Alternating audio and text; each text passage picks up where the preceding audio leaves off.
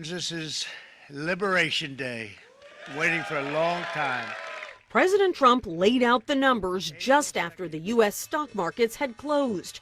The new 10% baseline tariffs on all goods coming into the U.S.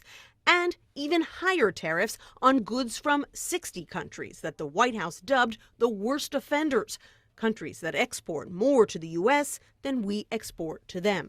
For decades, our country has been looted, pillaged, raped, and plundered by nations near and far, both friend and foe alike. He held up a chart indicating the U.S. will now be imposing dramatically larger 54% tariffs on Chinese goods, 24% on Japanese goods, and 20% on European goods.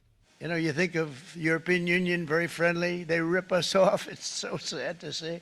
It's so pathetic. White House officials predict the new tariffs will bring in up to $700 billion a year in new government revenue, enabling them to reduce income taxes and pay down the national debt. But many economic forecasters and the president's critics say the revenue will be far lower, and they warn that tariffs will drive up the price of goods here in the U.S. It's essentially a sales tax. The sales tax is the most regressive tax there is. It hits lower income people the hardest. The Senate is voting tonight on a bill introduced by Virginia Democrat Tim Kaine. It would roll back the tariffs Trump imposed on Canada last month.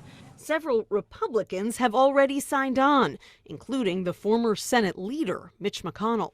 The president seems very certain that these reciprocal taxes are going to be beneficial in the long run to American businesses and the American economy. Wall Street Journal says it will be the dumbest trade war in American history. Economists left, right, and center think it's a bad idea.